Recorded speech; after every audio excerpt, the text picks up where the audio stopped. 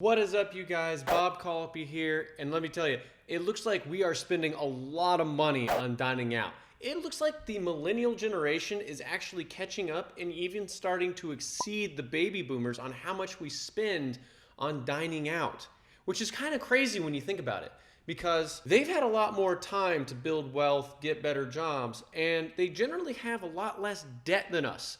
So the only way that apparently we are getting through this to numb ourselves of the student loans, the housing costs, and all this fun stuff is avocado toast. Now, seeing as I can't stop any of you from doing this completely, I can, however, at least help you spend less on it. And I have actually found a way to spend around 30% less every single time I eat out at a restaurant. And I'm choosing this subject because I don't just want to maximize you guys' income. I also want to minimize your expenses. Because at the end of the day, all that really matters with building wealth is how much money you're going to have at the end of the year that you can take and invest in something else so that you can actually build more wealth. So let's do this. Let's minimize this expense. Okay, so the first step. Generally, when you go to a restaurant, you will either make a reservation or you'll just walk in. Right? And when you do a reservation, you call them on the phone? No. You need to get the app Open Table, because if you do a reservation on there and you do it a good number of times, you can actually start getting discounts on the restaurants that you go to a lot. Now, that's going to be the major theme here, is I am focusing on the restaurants that you go to a lot, okay? Like I have a bunch of regular spots, and this is how I save money on them. Now, you might think, well, I'm just going to go there on lunch, or, Bob, I fly by the seat of my pants. I don't know where I'm going. I'm crazy. Well, that's fine, because actually the vast majority of my reservations for Open Table, I make literally on my way to that restaurant, because I live in Phoenix and there isn't huge waiting lines most of the time for restaurants. But if you're just doing it on the way and you make the reservation for 5 minutes from then, they'll seat you anyway. You get the points.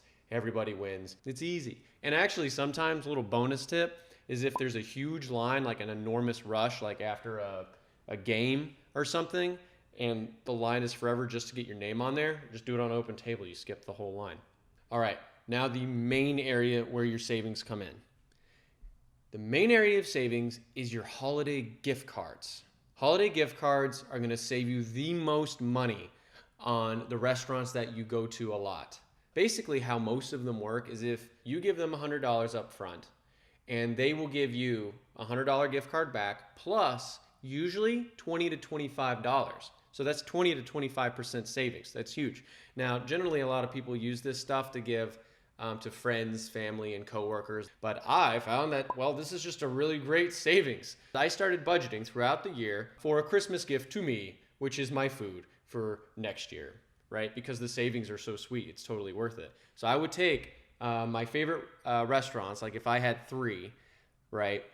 I would take how much I spent that year, and then I would save that much, and whether or not I'm going to actually spend that much next year. To improve this even more is you actually buy it on a credit card, because you get points.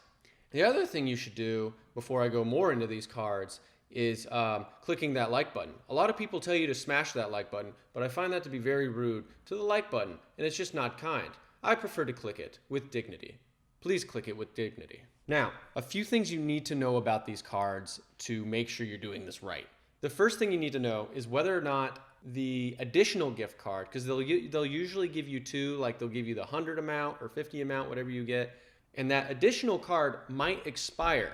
A lot of them that do expire, they'll be able to be used between January 1st and somewhere in like the end of March. So you'll have like a 3 or 4 month span. So what I do is I just use all those on the upfront, and then I can use the other ones throughout the rest of the year. The other thing you want to know is whether or not you can actually get an account with them. That way you don't have to be afraid of losing the cards. That way, if I do lose one of the cards, I totally didn't just lose $100. Now, another just practical tip with these cards is I don't always know where I'm going or where I'm going to eat or what I'm doing, kind of like with the Open Table thing.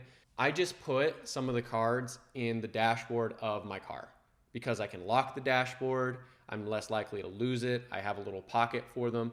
And if I roll up on the restaurant I want, well, then it's in the dashboard. I do not leave it in the wallet because it tends to clog it. I don't know which one. And it's way easier to lose your wallet than your car. And if you've lost your car, you might be more worried about that. So that's the best way to actually use them.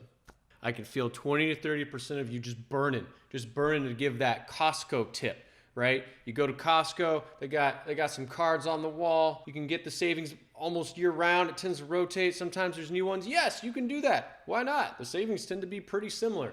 The difference is it's usually franchises, like it's a Chili's and an Applebee's. My advice is for stuff that isn't always there, usually the slightly smaller stuff. But you know what? If you are 100% all about that bloomin' onion, then just do it at Costco.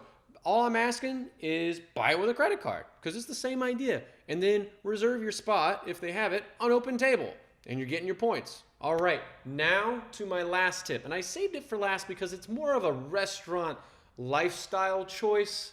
Okay, not everyone's gonna do it. It's not gonna work every time, but I use it a lot, and it actually can net save you the most. So what it is let's say you're going with someone else, specifically like a significant other.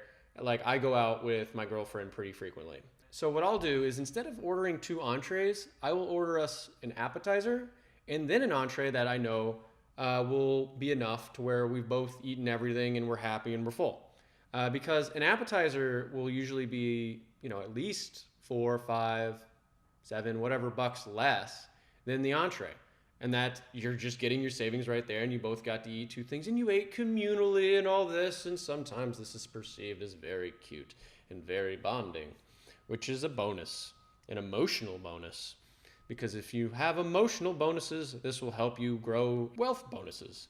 It all comes together. What a cute ending to this video. The only thing that would make it cuter, more wholesome, better, is if you click that like button. Yes, click that like button. Hit the subscribe button, maybe the ding button, so that you can get more great videos like this where we minimize your expenses, the expenses that everyone has. And then, if you really want to go for it, how we're going to maximize your income, guys. It's all about making the money, and it's all about not spending it. So, thanks, guys. I'll see you on the next one.